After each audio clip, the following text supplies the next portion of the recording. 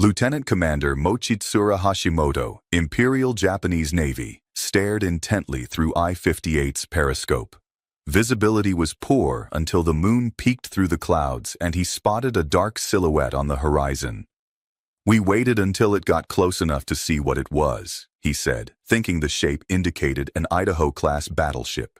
She had 2 turrets aft and a large tower mast. The crew were all agog, awaiting the order to fire the torpedoes. All was quiet. The favorable moment for firing was approaching. He ordered all firing tubes to be ready and announced, "Set depth of the torpedoes at 6 yards and speed at 42 knots, firing at 2-second intervals fanwise." I aimed my torpedoes. The torpedoes were the Type 95, an improvement over the Type 93 long-lance torpedo that Japan had used so successfully in the early years of the war. The Type 95 was a real ship killer. More than 23 feet long, 3,600 pounds, with a warhead ranging from 890 to 1,200 pounds, a speed of 49.51 knots, and an effective range of up to 13,000 yards, over 7 miles. The U.S. Navy had no torpedo as good, and nothing that could stop it. The unidentified warship steamed closer, straight at the submerged submarine. At 1,640 yards, practically point-blank range, Hashimoto gave the order, "Stand by, fire." The submarine, longer than a football field, shuddered as a half-dozen Type 95 torpedoes belched from the tubes and sped toward the unknown target. Until this moment shortly before midnight on July 29, 1945, some 250 miles north of Palau, Hashimoto had never before fired at an enemy ship. "We waited anxiously," he said. Every minute seemed an age. The signalman was standing by and counting aloud. At 60 seconds, the torpedoes would miss the target. 5 seconds, 10 seconds, 30 seconds, 50, 51. Then, on the starboard side of the enemy by the forward turret, and then the after turret there, rose columns of water to be followed immediately by flashes of bright red flame. Then another column of water arose from alongside the number 2 turret and seemed to envelop the whole ship. "A hit! A hit!" I shouted as each torpedo struck home, and the crew danced for joy. Hashimoto sent out a coded message stating that a ship had been sunk. The dark silhouette that the torpedoes struck was not a battleship, but rather the heavy cruiser USS Indianapolis. Captain Charles B. McVay III, the Indy's commanding officer, was the son of an admiral and a Naval Academy graduate, class of 1920. He had led the ship during the invasion of Iwo Jima in February 1945, followed by the Indy's bombardment of Okinawa, where her gunners shot down 7 enemy planes before a kamikaze pilot slammed into her on March 31st. Despite the heavy damage and the loss of 13 crewmen, McVay guided the crippled ship back to Mare Island, California, for repairs. On July 16th, Indianapolis returned to the combat zone, sailing for Tinian Island in the Marianas with top-secret components for the atomic bomb that would be dropped on Hiroshima. From Tinian, the Indy headed for Guam, with its ultimate destination being Leyte Gulf in the Philippines. Shortly after noon on the 29th, during its voyage from Guam to Leyte, the Indy exchanged signals with the nearby LST-779, which was conducting anti-aircraft drills while traversing the same route on the way to Leyte Gulf. Presumably, LST-779 was the last American ship to sight the Indy. McVay had not been alerted to the possible presence of any enemy submarines along his route, and his request for a destroyer escort from Guam to Leyte Gulf had been turned down. Nor was the Indy equipped with devices that could have detected the presence of submarines. At approximately 5 minutes after midnight, Captain McVay said later, "I was thrown from my emergency cabin bunk on the bridge by a very violent explosion, followed shortly thereafter by another explosion. The first torpedo blew an estimated 65 feet of the bow off. The second torpedo struck on the starboard side in the machinery spaces, near a powder magazine and a high-octane gasoline tank, igniting the fuel in a white-hot surge of death. The terrific explosion lifted the 10,000-ton cruiser out of the water and knocked out all electric power aboard the ship. We had no communications whatsoever. Sound-powered phones out. All communications forward were out," McVay said. Despite the loss of shipboard power, Chief Radio Electrician L.T. Woods in Radio 2 told McVay that he was sure they were getting out an SOS with auxiliary power. Indy's Marine detachment of 2 officers and 37 enlisted men was scattered throughout the ship. Some were on watch, manning weapon stations' guns, but most were sleeping on deck because of the 120-degree heat below decks. PFC Melvin C. Jacob remembered, "It's so hot in the South Pacific. Nobody slept below unless they really had to." Corporal Edgar A. Harrell added, "We were given permission to sleep topside on the open deck. Each of us found our own open space to spread out our blankets so we could enjoy our designated 4 hours of sleep." The crew was on a condition-able alert status, which meant that the men were on duty 4 hours on, 4 hours off. Captain McVay had set condition of readiness. 3. Material condition, yoke modified, which allowed hatches to be open, breaching watertight integrity. Corporal Harrell was sleeping under the barrels of number 1 turret when the first torpedo hit. "I knew that the bow was cut off. I could hear all the water coming in down below." Private First Class Jacob was also sleeping on the forecastle. "The first torpedo hit just the opposite of where I was sleeping. Sort of picked me up and threw me against the railing. I had a big cut on my chin and a little piece of shrapnel in my knee. I went to the marine compartment, but the flames had set everything on fire. All the bunks and so forth were just burning or smoldering. So I went to my gun station." Private Earl Riggins was sleeping in the main forward turret. "I climbed out of the turret and was disoriented. Everyone was gone. I almost walked into the sea. 30 feet of the bow was gone. I knew I had to get off or go down with it." Private First Class Giles McCoy was assigned to guard prisoners in the brig located in the fantail of the ship. After the 2 explosions, he worried about being trapped below decks. The 2 prisoners screamed to be released. "I still remember hearing the guys hollering in there that they couldn't get out," he recalled.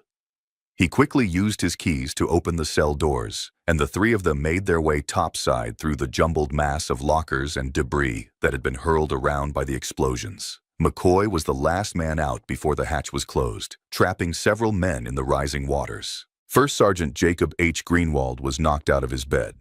"By the time I found a life jacket and put it on, the bow was underwater. I made my way to the fantail and took up my battle station as directing officer of the 40mm guns.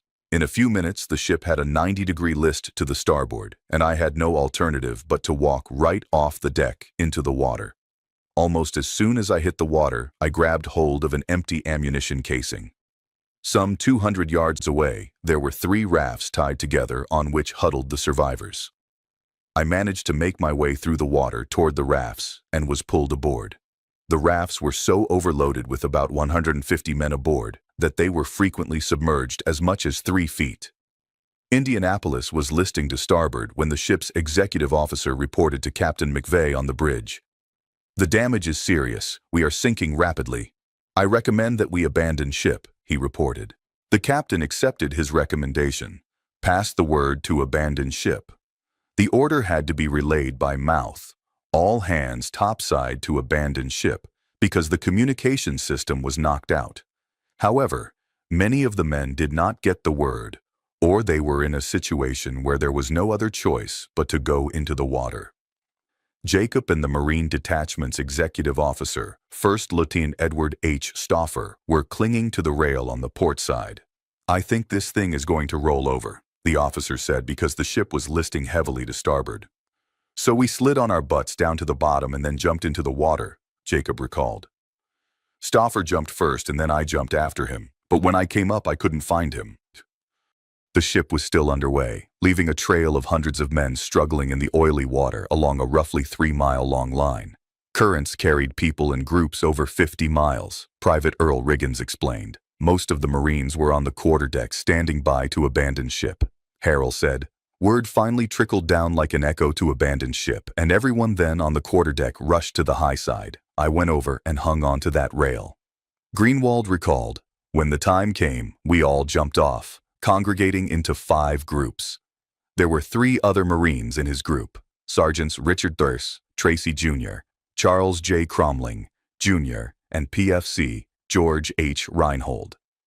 There were very few men in this group, which made it hard to survive, and there was only one man that did.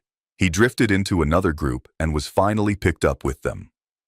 The last man Grewald saw alive was Platoon Sergeant Cromling. Tracy and Reinhold passed away on the second or third day. Private Robert F. Red had previously broken the bones in his foot and was wearing a walking cast. When the ship was hit and began listing, he and several other injured were swept off into the water. Red flailed his arms to stay afloat, but the heavy cast pulled him under. Private Riggins was struggling in the oily water when Indianapolis plunged into the deep. The moon came out, and I saw the ship standing straight up in the water, he recalled. The propellers were still turning. Then it went straight down. Indianapolis sank in 12 minutes. The ship's suction pulled McCoy down, and he thought it was all over. Suddenly, the ship let go a huge pocket of air, propelling him to a surface that was covered with slimy, choking fuel oil from the ship's ruptured tanks. The ship continued its downward plunge, hitting the ocean floor 3 miles below the waves. When dawn arrived, the survivors were confident they would be rescued soon. The next morning, we all thought they would be looking for us, Riggins explained. We thought we possibly got off an SOS. The radio man thought so, but nobody knew for sure. At 8 minutes after midnight, July 30th, McVay scribbled out a note and instructed the navigator to deliver it to Radio 1 for transmission. It stated, "We have been hit by 2 torpedoes. Latitude, not N. Longitude, not E." McVay, who probably did not know exactly where the ship was at that time, left the coordinates blank, leaving it up to the navigator and radio operators to fill in the missing information. "We are sinking rapidly and need immediate assistance." Radio 2 also transmitted an SOS call on 500 kc, but again no one aboard the Indy knew if anyone received the signals. However, contemporary accounts claim that the signals were, in fact, picked up in the Philippines and by several Navy and Coast Guard ships. But the cruiser's SOS messages were disregarded as likely hoaxes, and no rescue was launched. The U.S. Navy's protocol was to treat messages that could not be confirmed as pranks, and it was a pro forma procedure by late July 1945, because the Japanese often tried to confuse and expose the Navy in many locations.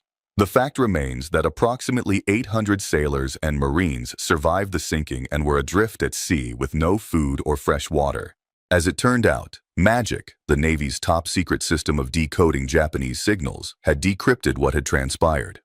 On August 3, 1945, the Commander-in-Chief of the Navy Department in Washington, D.C., was informed by memorandum that, according to the MAGIC intercepts, the Japanese had organized a suicide squadron of 4 submarines, I-47, I-53, I-58, and I-367, that was assigned to patrol areas in the Philippine Sea.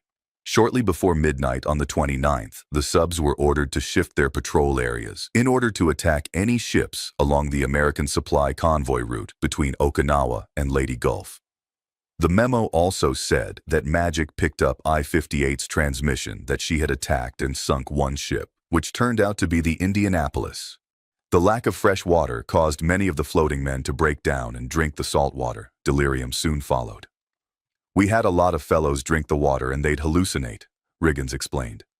"My best friend said, 'Earl, the Indy's just underwater and the Scuttlebutt's water fountains are still working. Come go with me.' 'Bob, stay here,' I said. 'I'm going,' he said.